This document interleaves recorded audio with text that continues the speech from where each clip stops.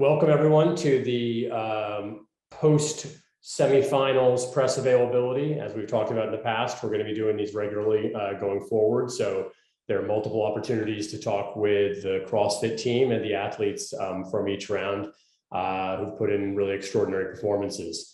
Today, we're going to change up the format a little bit to make sure that you get a chance to focus some questions on both CrossFit executives and the athletes.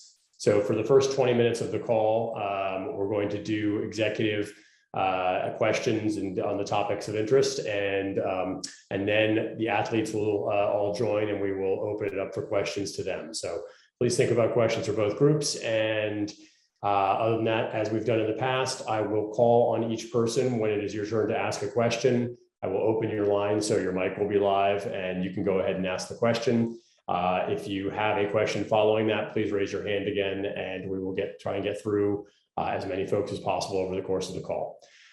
So with that, let me turn it over to Justin Bergh, the GM of Sport, for a couple opening remarks, and following that, Adrian Bozman, the Director of Competition, for further comments and discussion, and then we'll open it to questions. JB, over to you. Great. Welcome, guys. This is part of our commitment that we started at the beginning of the year to make ourselves more available at a regular cadence to the press and to other kind of members of our community. Where I want to start is by kind of framing where we are. So we're excited. We've just wrapped up 4 weeks of semifinal competition, and we're now 7 weeks out from the CrossFit Games finals in Madison. This is an exciting time for our team. Internally, where our focus now turns is an excellent execution for the finals in Madison. So our entire team is focused on concluding and wrapping up our after action reports. And then next week, we'll be visiting Madison for our pre-production meeting. And then following that, it will be continuing to refine the overall event presentation that will take place in August. We're also recognizing that we're leaving a semifinal stage that is exciting for us, but has surfaced a lot of gaps in our new system. It's a system that we feel comfortable with and that we want to lean into, but we know that there's been gaps in communication, in some cases gaps in accountability, and we're aware of that. We also know that this is an ineluctable consequence of moving forward. The positives of this are that I'm very pleased with the communication that we've had with athletes, both in the form of individual relationships through their representatives, with groups and associations like the PFAA and our Athlete Advisory Council that we want to continue to lean into. I think there's been an increasing level of trust in the communications that are taking place, and that has allowed us to have much more open and candid conversations. Some of those lead to debate. Some of those lead to really good information transfer. And then the goal is that we continue to improve the overall sport and the presentation of our season going forward. We also, I think is fun, I've been involved with CrossFit for long enough that there was a time when CrossFit only used licensed events from 2000 and from the very beginning years until 2011. Then there was a period of time where CrossFit owned and operated all of the events. And in each of those stages, there were different consequences of having very little control or having a lot of control. The model that we're in now is exciting for me because it shows the athletes, the event organizers, our partners in CrossFit all contributing to something. And I think that this is going to be a really good sign for us going forward with that many groups who care about getting this right and continuing to grow our sport. I think we're going to be well positioned in the future. I also recognize that it's been difficult. So the semifinal stage this year is coming off of a couple of years of COVID closures and other challenges just in the world that are outside of our control. So I'm pleased with the progress that we've made this year, but also acknowledging that we have a long way to go to continue to grow this stage and our sport overall. So we're excited about the future. We're looking forward to hosting you guys' questions. And with that, I'll turn it over to Boz. Hey, everybody, thanks for joining. I just wanted to mention a few things about this semifinal stage. Number one, the Masters and Adaptive semifinals that we had going through weeks 2 and 3. That's the first year that this stage competition has been a part of their season, and it was really great to see them getting after it. Had some really exciting performances there. The programming was pretty stout, and that was by choice. It was deliberate to try to challenge those athletes, and they rose to it in ways that we would expect nothing less. So it was really awesome to see the age group and adaptives get after it in that new stage of the season. And I think, due to the nature of their competition being online, it's a little less visible just by the structure of it. So if you haven't had a chance to catch up on them, I would highly encourage you to do so. Some really inspiring stuff coming out of that. Looking forward, very excited. We've got our programming testing well underway. We've been doing some testing. It's kind of ad hoc in the run-up. We've got a testing week coming up. We've got a production meeting coming up in Madison. So games planning in full swing, and it's going to be a great show. So very excited to have the athletes that are qualified meet us there in Madison. And with that, I think I'm good to go. Awesome. So the first question today is from Joe Jenitin Palawa of Morning Chalk Up. Joe, your line should be unmuted. Thank you. Can you hear me? Yep. All right. Thanks again, guys, as always, for putting this together and for making yourselves available. Really appreciate it, sincerely. So I wanted to ask a question that is related to what you were saying in your opening remarks, Justin, but either or both of you could address the answer. So it's our understanding that the PFAA sent information about the heights of all semifinal athletes and some corresponding recommendations for bar and ring heights that would allow all athletes to perform gymnastics movements safely and to proper standard. To our knowledge, strength and depth was the only competition to make any adjustment in this regard by raising the height of their gymnastics rings based on comments from athletes on the ground. We're also aware that the Atlas Games, Granite Games organizers chose not to make adjustments. So the question is, why did the decision-making process look different across the different semifinals? And who is the governing body for decisions regarding equipment and athlete safety at semifinals? I'll jump in, Joe, and then Boz, I'll let you keep me honest on this. So the ultimate question is who holds accountability for the decision-making around safety and movement standards at the semifinals. Under the system that we're running this year, ultimately that is a decision and accountability that we have allowed the event organizers to own. We have worked with them on standardized programming. But what I think is important is going forward, this has identified one of the areas that needs improved communication and more direct accountability before the stage takes place. So the goal with this stage in the model that we're running here is to allow the event organizers substantial control of their event so they can program for the elite individuals in ways that match their competition venues and provide a level of variance that is acceptable for competition, but also with oversight from CrossFit. Two of those events were standardized, and in implementation that created, in some cases, an inconsistency from one event to the next. What's important to note about the inconsistency from one event to the next is it did not affect the overall results from that competition. So where one event may have had a slight difference from their event to another event that took place later on, the qualifying spots were contested with the same type of equipment setup or the same movement standards that were issued. So the game's qualifying spots were consistent within that region. Overall, the way I see this is an area that is going to be an important topic as we debate this internally and as we communicate with athletes and other groups outside of that, which is how do we provide the right level of safety and consistency across all of these events, and not just these events, but events that take place outside of the CrossFit Games qualifying track. And how do we improve also the visibility and communication when there are disputes, which will inevitably arise between athletes and event organizers. CrossFit's position on this was we acknowledged that this needed extra attention. Our response before the stage began was that we sent a representative to each of the semifinal events to act as a liaison between the event team and the athlete team in order to escalate topics where there was a dispute or there was a misunderstanding there. So we made a proactive attempt to improve that this year, knowing that there was the potential for a gap.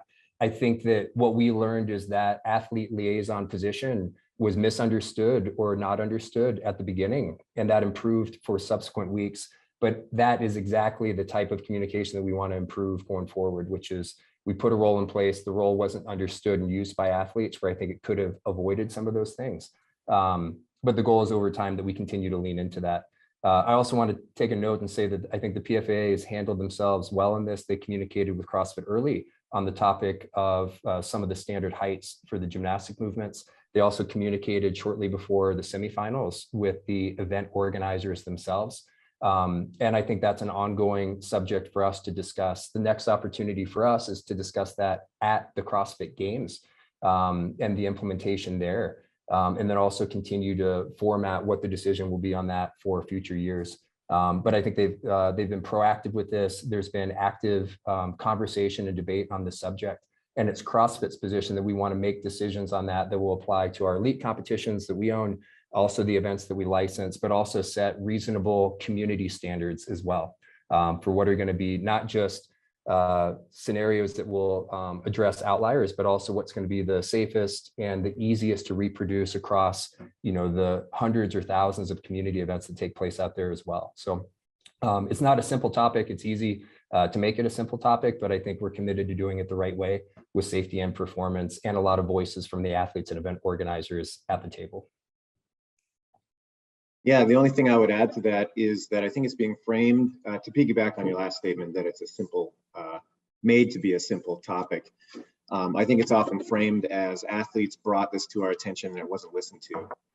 When the reality is athletes brought this to our attention, the evidence that they brought was weighed against the evidence of past competition, the experience that we've had running these competitions for a long time, the recommendations from the equipment providers, and all of that was weighed before the decision was made. So this is not something that was simply, hey, evidence was presented and it wasn't listened to. I think that's a oversimplified and not at all accurate assessment of what happened.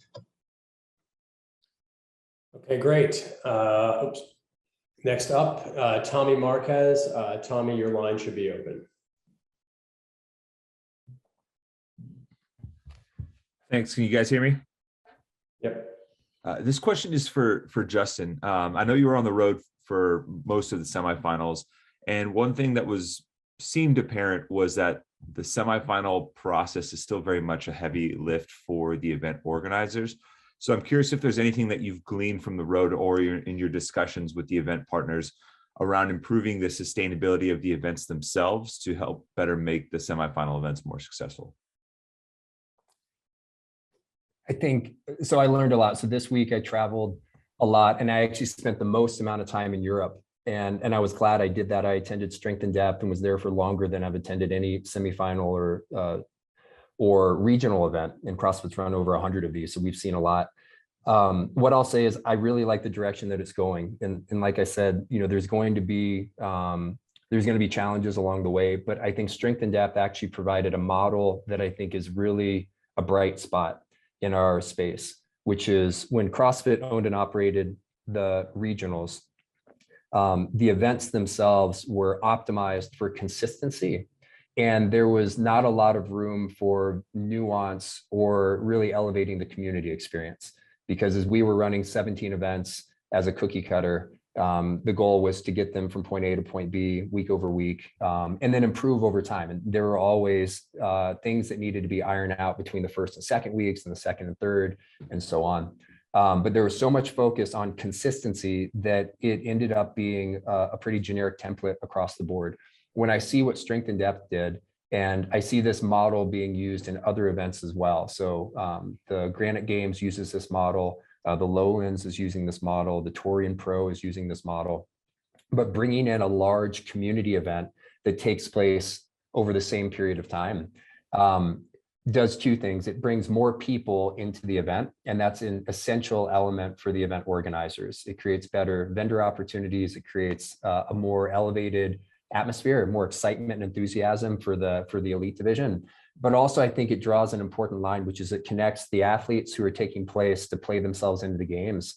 And it puts them in comparison to ordinary, either masters athletes, team athletes, recreational athletes that are sort of the lifeblood of our sport. They're the base of the pyramid, people playing, testing their weaknesses, traveling to socialize and compete for fun and with others. And that created, I think, a much healthier economic model that I think is worth looking into for future events. That's part of the benefit of this stage of like where we are in our life cycle is that is a hybrid approach where there's some elite competition that sends people to finals, but a large community event that takes place in addition to that. It's more difficult on volunteers, and volunteers are unsung heroes for these events. They enable these competitions to take place. They enable the athlete experience to be what it is in person. And I think a lot of times they're unfairly criticized for their contribution, or they're just, they're not made visible. But I think they do an excellent job. And that's one consistent thing that I've seen is, while it is more difficult, these events that are taking on broader competitions outside the elite divisions seem to be the most successful. So we're going to continue to look into that. But I think Europe and Strength and Depth in particular really showed what that could look like at a very, very high level. Great, thank you. Tommy, we're running, I know we started a few minutes late, so we're going to take a couple more questions for the execs, and then we will introduce and open to questions for the athletes who have now joined the call and are waiting patiently. So next up is Felipe Rosario with Hugo Cross. Your line is open. Felipe, hi, can you hear me? Yes. Yes, this is Sergio Sanchez actually with Hugo Cross. I'm going to follow a question from the last press conference about transparency. And I mean, we asked about You're breaking up there. Can you repeat that question again? transparency in the online judging and how many tests. How long will it take for you to give the results of the anti-doping test? Because there has been semifinals for the last month at least. So they usually put now if nothing was found, and how long will it take for you to open the results to the public? I think the question was on doping results following the semifinals. So I'll jump in there. Okay, thanks. So CrossFit conducts drug testing. Yeah, drug testing, yes. Yeah, okay, thanks. So CrossFit conducts drug testing at all of the semifinal events. That's handled by CrossFit in accordance with our drug testing policy. The results from those usually come back from the lab within about 14 to 10 days post-competition. So those will be rolling in. So we have results back from some of the earlier weeks. There are athletes who have either adverse findings or findings that require additional testing. And the way that we communicate that is we will afford them the opportunity to be informed. In other cases, we allow them to have their B sample tested, and then we will share those results once the B sample either confirms the result from the initial. We have a very small number of athletes right now who are in that pool with either additional testing required or who have an adverse finding. And so we'll be sharing those exactly on the same day that we have a conclusive test back from our labs. And so that's been our policy for the last couple of years, is to be consistent with that, give the athletes every opportunity to appeal or have secondary samples tested before we make a public communication, and we'll proceed in the same way. Thank you. Next up, we have Catherine Shearer with Clydesdale Media. Hi, can you hear me? Yes. Great, thank you. So there's been a lot of criticism around the accuracy of judging in both live competitions and online formats. Assuming you agree that there's, an opportunity for improvement there, some of the ideas sort of on the table are paying judges, formal training for judges, maybe minimum certification requirements for judges. Are you sort of considering any of those things or any other ideas? And if so, would anything be implemented prior to the games this year? I'll take that one. So I think there's a couple misconceptions there. Number one, this isn't new. There's always been criticism of judging both online and in person. And that's fine. I think that, there should be a healthy level of pressure put on people that choose to engage in the sport in that way. And I think in the same regard, there should be a healthy level of pressure put on the athletes to conduct themselves in a way that's in accordance with the standards that they're being asked to do. So that's fine. I do think that we're in a hypercritical moment right now. And so I don't see this season as being particularly different than others in terms of rate of incident. That being said, yeah, that's always a priority for us, is to get the judging as squared away as it possibly can be. And that's something that we are very committed to doing in the future. We have hired in that regard, to help bolster our review team, we've got plans for the future that include strategies that we can be more effective both online and in person. In regards to paying judges, that again, I think there's misconceptions there. At the games final, the individual judges have been paid for, I can't remember the first year we started implementing that, but it was very early on in the Carson years. As far as the online review judges, they're also paid. And so that is one of the things where I think there's been some issues that have been conflated. But yeah, that's definitely something that we're looking to improve, and we have plans to do so. Great, thank you. We'll take one more question for execs and then open it up for athletes. Brian Friend from Morning Chalk Up, your line should be open. I think you need to unmute. You guys hear me? Yep. All right. I guess really quick two-parter. One, what is the name of the event that's happening in early August? Is it the CrossFit Games? Is it the finals, or is it the Games finals? You guys are always using different language. And secondly, in the attempt to try to, you guys have talked about globalizing the sport, et cetera. And obviously there was a little bit of a lack of ability for us to follow some of the semifinals, South America, Africa, and Asia. What was the decision process involved in covering those? And is that something we can look forward to seeing more of in subsequent years? I can I'll take answer the first one. Okay, Go first one. It's the CrossFit Games. And, I appreciate the pedantic nature of the question, I suppose, but, there's always going to be colloquialisms that we refer to things. It doesn't mean that the title of the event has changed. Yeah, and I'll answer the second question around the decision not for CrossFit to travel and produce the live streaming coverage from South America, Africa, and Asia. It was made exclusively on a cost basis. Those are difficult regions to travel to. It's expensive for us to move our teams to those areas or recruit local teams to produce a live stream at the same caliber of what we're producing in Europe, North America, and Australia. I think what's come out of that is some really good kind of creative solutions. So I think the stream from Copasur, I think, shows progress in that regard, and that might be an area where we more deeply partner in future years. Guy is a sensational athlete, and I think he is driving attention for CrossFit and the sport in South America and Brazil especially. And so I think that would be an awesome area to lean into. But it's more a question of overall economics. And we would love to stream more, but also we would love to pay people more, and we would love to increase prize money. None of those things are available until we have more overall growth in our sport, growth at a participatory level, growth in patronage from outside sponsors, and then growth in viewership and attendance at these events. And especially circling the event organizers, these groups really need to have a rising tide in order for that to be a possibility. We believe that'll happen. And I think that the sport is going to grow over the next couple of years, where there will be higher levels of expectation for media coverage. But again, our job for 2023 and beyond, which we're planning concurrently with the execution of this year's finals, is to take all of those things into consideration. So how do we increase the earning opportunities for professional athletes? How do we increase the sustainability of the event ecosystem itself? How do we grow participation at all levels? And then also, how do we use CrossFit's media engine to highlight the exceptional athlete and community stories? So, so it's all part of a balanced equation, and we do see that there will be growth, but it needs to be growth as an overall community. It can't just be in one respect.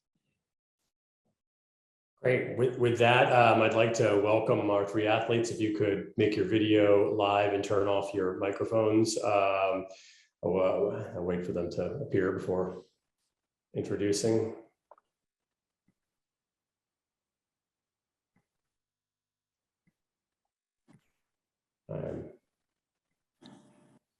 There we go. Stu and Brent, great. Welcoming Lazar Dukic, Emma McQuaid, and Brent Fikowski, 3 Games athletes who had extraordinary performances in the semifinals.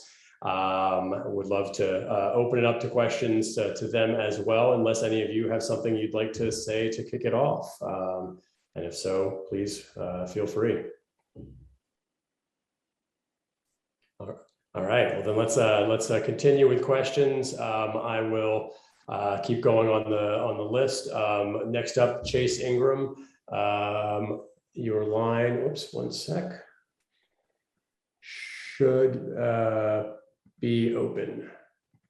This is Joe. You opened my mic.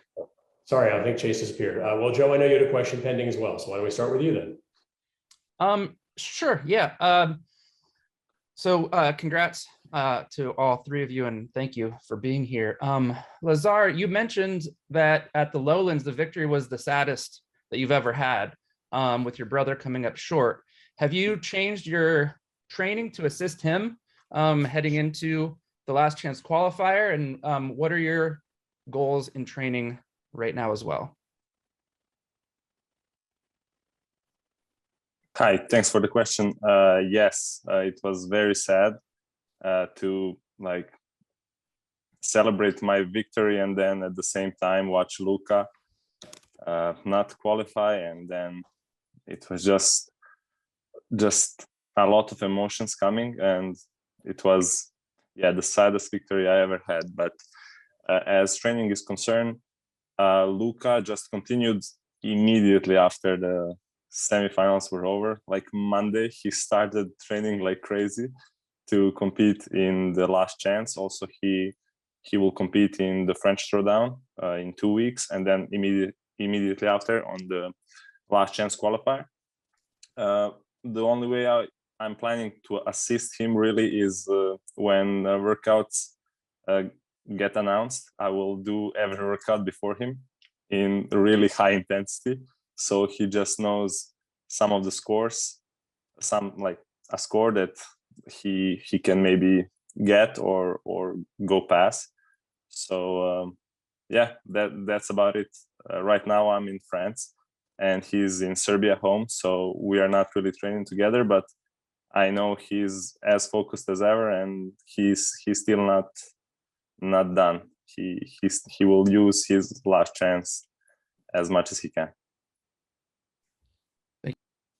Great, thank you. And now let me try again to unmute Chase. Chase, you there? I'm here. There we go. Sorry about that. Congratulations to everybody. It was really fun watching you guys, some in person, some on the great coverage we had.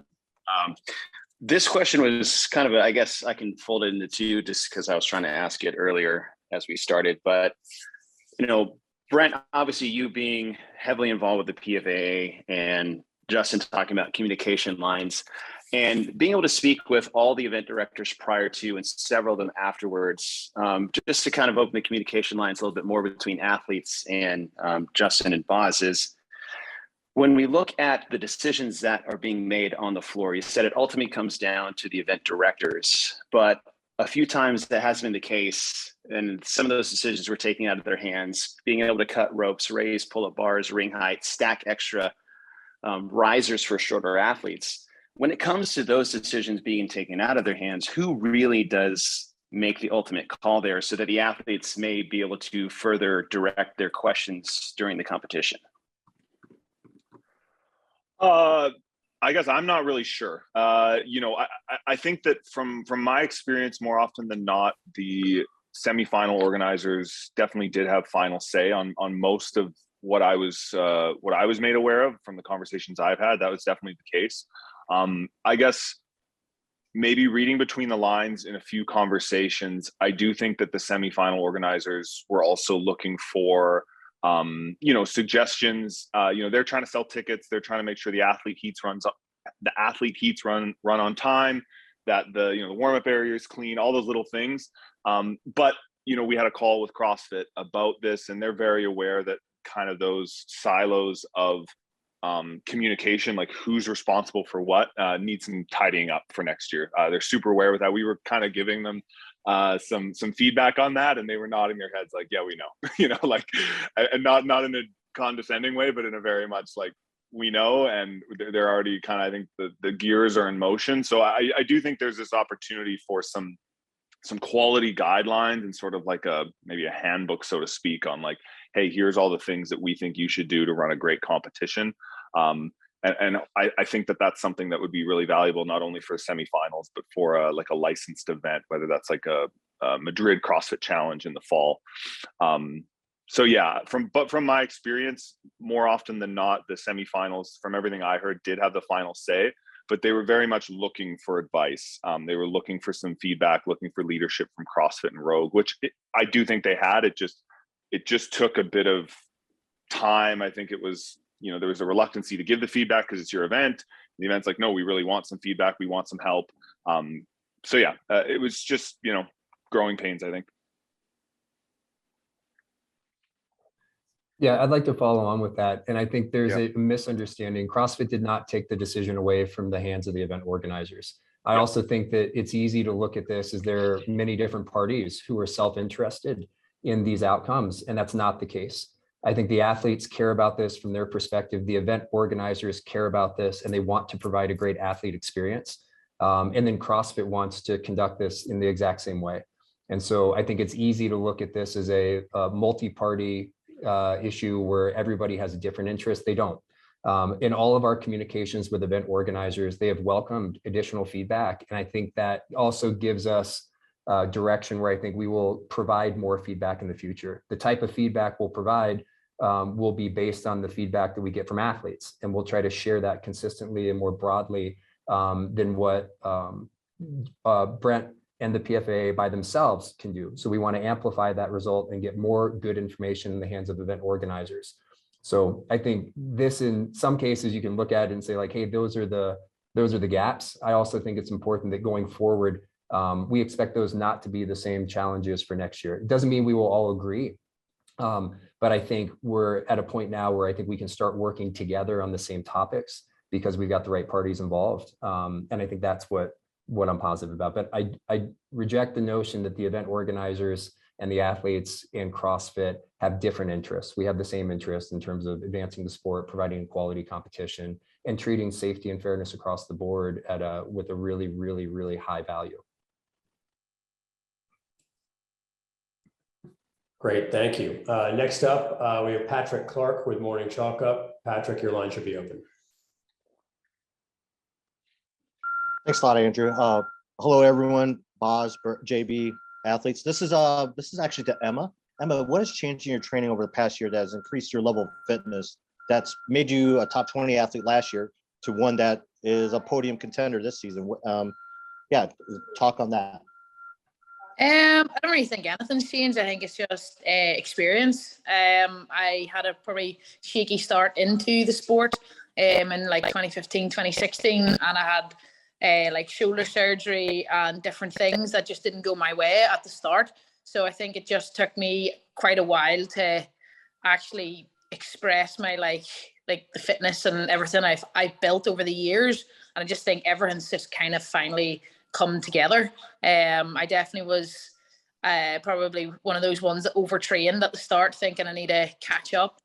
Probably broke myself and got myself a good coach that keeps me level-headed, and obviously having Sam Briggs as like a training partner and mentor as such, that really helps me. Just sometimes you think you're far behind, but you're really not. And then yeah, just the biggest thing for me is the experience over the last 3 years. I think it's just I've just finally got my ass in gear and I'm a better in-person competitor. Thank you so much, Emma, and best of luck. Thank you. Awesome. Next up, we'll return to Tommy Marquez for an additional question. Tommy, your line should be open. Thanks, Andrew. My question is for Lazar. You've had some tremendous growth in the past few years. In 2019, you actually turned down your invite as a national champ because you said that you didn't feel ready. And a few years later now, you've made it into the top 10. You've won the Lowlands Throwdown to qualify pretty definitively. So how has your own view of yourself as an athlete and your place in the sport kind of changed as you've made this meteoric rise? Hi, Tommy. Well, yeah, it was, I don't know, it was just betting on myself to grow during the next couple of years, since I declined the invite as a national champion. But yeah, I just put in a lot of good years of training, like 3-4 years of training without any like serious injuries, thankfully. And it was just constant work. I barely take deload weeks. I don't know. I'm just really focused and just trying to do everything I can to become better. And yeah, now you just come to that point where I feel that I'm really ready to compete. I hope for the podium this year, and yeah, I'm doing everything in my power to make that happen. Yeah, just that's it. Thank you. Great. Next up, we have Katie Gannon with Morning Talk Up. Katie, your line should be open. Hey guys, this is a question for all of the athletes. We know that there are at least 15 rookies in the women's field this year, and I believe 9 in the men's. So I want to know one thing that you wish that you had known prior to your first CrossFit Games. And granted, that's changed a lot. So Brent, that may be different for you than it would be for Lazar. But looking at this rookie field, what is your one piece of advice that you would give them? I guess my piece of advice is don't try to beat me. It's not going to happen. No, don't want to give them any confidence. No, I would say, you know, the weekend is so much longer than any of the other competitions you're used to. And the competition field is so much deeper. You know, you're probably, if you made it to the games, you're probably the best athlete in your gym, best athlete maybe in your country, obviously one of the top 5 athletes at semifinals. And when you get to the games, you know, you might have a workout, you're like, oh, that workout's pretty good for me. And you might come 15th. And that's happened to me. So, or even, you know, 25th. So you have to, you know, that's happened to me, someone who's, you know, been able to finish on the podium, where you're like, oh, I think this one will go pretty well. And you come 25th or you come 30th. And so you kind of need to really be aware of that and be ready to just continually pound the stone and grind away during the weekend, because it's a very long, grueling weekend, and mentally it can break you when you might be expecting a certain thing out of a workout or out of a day or out of the competition in general, and it is not going to give you that. You know, you have to try to take it, and even if you try to take it, it still might not give you that. So you need to create the weekend you want to have based on kind of your own internal metric of effort, and not on a, you know, some number of where you feel you deserve to finish. And if you do that more based on effort, I think you're going to have a lot better success as well when it comes to the leaderboard. That's my advice. Yeah, I'm Brent. My biggest thing would be my first year, I was just so focused on getting a good result that I actually performed probably the worst I've ever done in person.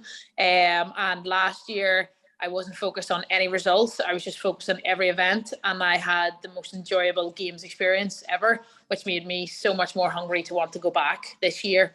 So I would just, my main advice would be like, just go and take every workout for what it is. Do the workout, finish the workout, enjoy the experience, enjoy the crowd, enjoy just being in the warm-up area. I just think it's such a fun experience if you actually just soak it all in.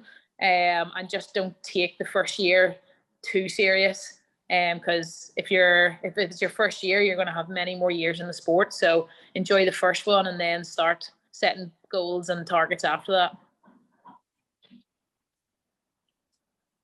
For me, it was not that long ago that I was a rookie. It was just last year. And I have a lot of notes for myself for this year. But like some of them are, don't burn yourself out. Like last year, I got into overtraining so hard before the games that I had a small injury of my wrist, which like made me, I needed to be careful on some workouts, on handstand walk, wall walks, stuff like that. And yeah, just stay focused. Don't burn out mentally and physically. Also, as Brent said, the weekend is very long. Like I had my worst finish, and then in the next event I got event win. So just be focused on one event at a time. And yeah, as Brent said, in the events where you think you can win, you'll probably be like top 5. In events where you think you're in the middle of the pack, you'll be lower. So like just be like, I specifically remember Brent asking me in the warm-up area before the yoke event, Lazar, how's your yoke? I'm like, it's great. And then I finished last in my heat. So yeah, it was just like CrossFit Games is something special, and the field is so deep that you need to like stay focused and just go one step at a time. Awesome, thank you all. Scott Switzer from Clydesdale Media, your line is now open. Hi guys, congratulations on making it to the CrossFit Games. This is for all of you. You have the unique perspective of last season competing online with consistent programming across the board. This year, you all went live with semifinal specific programming. What takeaways do you take away from that comparison? I guess we'll go in the same order. Yeah, I guess we all competed at an online semifinal last year. So, you know, the standardized programming, when you're actually doing it, you're not really aware of, you know, anyone else and what they're doing, if that makes sense. I had the benefit of looking at some scores. I think I was able to watch Lazar's scores and his videos and then strategize my own workouts according to those a little bit. Yeah, I think the biggest difference is definitely just online versus in person. You know, the judging is going to be different because, you know, in person, you're not going to reverse a no rep, or sorry, you're not going to provide a no rep after the workout's done. Whereas online, it's potentially the other way around. And then just not having the crowd there, not being able to use other athletes to race against. You know, the standardization of the programming between semis didn't really directly affect, you know, what I was experiencing throughout the weekend, but definitely not having a crowd, not having the athletes there, not having the buzz of, you know, being in the marshalling area before a workout, that definitely changed things.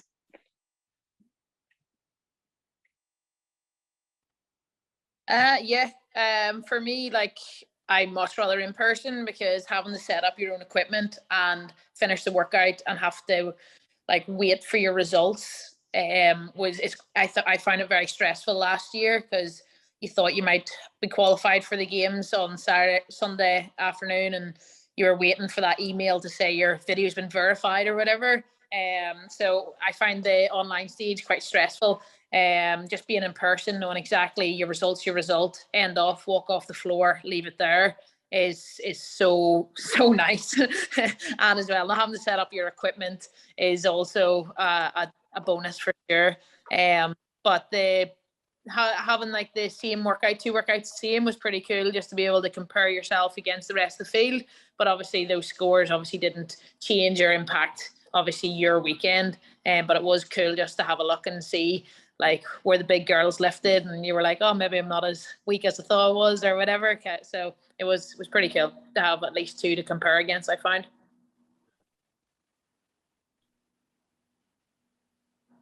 For me, I'm very thankful that we did the live competition this year, because in the online competitions, I can't really push myself to the absolute limit when there is like nobody next to me. When I have competitors that are hungry and that want to beat me, something inside of me just wakes up, and I just perform at 110% of my abilities. And yeah, it's I usually do better live than in online, like as like I can see like the open quarterfinals and the semifinals, that as I compare them in this season, I performed at my absolute best at the semifinals, and I think I'm going to do also very good at the games. And yeah, as workouts are concerned, I was last year, workouts were the same, and you could compare, but I think I was in the first week same as this year, so I couldn't really do anything. Like I couldn't really see any other scores, so I just did it by myself and trusted that it was enough. This year it was just much easier because you knew where you stand immediately after the workout, not like in the evening after you did 2 workouts and then you just like bite your nails and wait what's going to happen. So yeah, very thankful that we did live competition, and yeah, hopefully we do it again next year. I'd love to piggyback on that too. Obviously, I'm not an athlete, but you know, from the competition side, it's always a pleasure to see live competitions unfold. So we're super happy to get back to that too. Just kind of the talk between the differences between semifinals and leading up to the games. You know, this is always an exciting time for me because the games by definition is going to include challenges that athletes could not have trained for. And adaptability is going to be really on display. And that's a pretty cool part of the season. So it's a lot of fun to get back to kind of the philosophy of CrossFit, which is, hey, how good can you be even if you haven't been able to train specifically for the thing that you're asked to do? So really exciting to see what these athletes can do moving out of their live competitions. Awesome. We've got time for a couple more questions, and then we'll let you folks go. Next up, Presley Hirsch from Morning Chalk Up. Your line should be open. Hi, thank you. This question is for Brent. There's been a big deal made about athletes who train with various training camps, and we know that you're a little bit unique in that you choose to train alone. So could you speak a little bit on, excuse me, why you do that, and then what are some of the advantages and disadvantages to training alone? Yeah, thanks for that question. I was actually watching the last semifinal, and I think Andre Houdet did the same thing. He like moved to the mountains and trained alone, and it seemed to work for him. I think he finished third. It just works for me. I think everyone's a little different, and you need to find what works best for you. I'm pretty particular about my technique on my own, so I don't need a coach looking over my shoulder. I think that's one of the biggest benefits to training with a group. And then the other one is sort of having that push from other athletes. You know, if you're really tired and you don't want to train, you know, they're going to kind of give you that push and that, you know, they're like, oh, I don't want to go to the gym today, but I know they are waiting there for me and they expect me to come, therefore I will go. That's not also really an issue for me. And I've found when I train with, I've tried training with other people at about my skill level, a little below, a little above, and I find I just waste too much time. I like to chat. And, you know, before I know it, something that should have taken me 2 hours of, you know, in the gym might take me 3. And I'm often giving a lot of my energy to other people. I like to help people. And so I have to be a little bit more selfish than that. And I have to kind of keep that all that focus and all that energy just on myself, because I'm with other people. I might, you know, say, oh, have you tried this or have you tried that? And I find I'm acting as like an assistant coach in a lot of those situations, which is fun. And there's a time and a place for that. But, you know, trying to win, trying to be the best in the world. And so I found that training alone works best for me, but I don't think it's for everyone. Great, thank you. One question on that came in chat, which I'll throw over to Boz and JB quickly, which is any details on the last chance qualifier with it coming up, execution, format, equipment, workouts, etc. I'll take that one. Yeah, pretty quickly. Last chance qualifier is coming up. It's going to follow same format that we used last year. So there'll be 2 24-hour submission windows. It's going to run from Wednesday the 29th to Friday, July 1st. That information is already out there to the athletes. We're planning to release all the information to the athletes about the workouts on Monday, July 27th. So they'll get all the information they need there. I can't give away too many details, but there's no exotic equipment demands or anything like that. So anybody who's serious about the sport is going to have easy access to everything they need. Great, thank you. And then last question, we're going to turn it over to the newest journalist in our ranks, Brent Fikowski, who I believe had a question to share. Yeah, I just wanted to ask Emma McQuaid. I was able to watch your competition, and yourself and Jacqueline Dahlstrom had a very kind of back and forth battle throughout the weekend, even lifting the exact same amount in the clean and jerk complex. Kind of wondering, I know you just spoke about at the games, you were very much in your lane, just focusing on one workout at a time. At this competition, were you focused on, you know, each workout one at a time, or was there a point where your focus shifted and you said to yourself, oh, it looks like I can, you know, maybe beat Jacqueline here, or, you know, push for second and try to beat, maybe it's Helga Daughter for third. And how aware are you of that in the warm-up area and on the competition floor against, let's say, those two athletes and sort of like jockeying for position? Was that something on your radar, or were you just like, I'm just going to do my thing, and it just so happened that the race was that close in so many events? Yeah, it just so happened the race was that close. I lifted the exact same weight as her. My plan, that wasn't my plan. My plan was to be lifting a little bit heavier, but I was actually sick Saturday morning, and warming up. I couldn't even see when I was jerking, so I was like, I'm just going to play safe. I seen Jack put 97 on, so I put 97 on and thought I may as well equal her, and she can't gain any points on me, versus trying to go heavier and messing it up. I also took a chance on the legless rope climb workout on the last rep, just trying to gain like 4 points on her. I got a no rep. And it was one of the things. So after the legless rope climb workout, I was just like, right, just go back into your own lane, finish your workout exactly how you've planned them, and just execute the final workout. And I trained the last workout, finished it in 8:51, and I finished that workout in 8:51. So I ended the weekend like so happy, just finishing with my plan. So yeah, just so happened like, yeah, we were just so close all weekend, but I did take a couple of chances thinking I could gain points. I messed up, and then I was like, just finish the weekend out. Yeah. So lesson learned, I guess you could say. Yeah, it's just you're always better being your own race. I probably, if I had just took that split second at the bottom of the rope, I probably wouldn't have got a no rep, and I probably would have ended up potentially beating her anyway. But still, one of those things. It's better to take it in semifinals than maybe at the games or whatever. Cool. Well, thank you all for taking part, in particular our athletes, and congratulations on going to the games. We'll look forward to seeing you there. Thank you again. Have a wonderful day, and we'll see you at the games.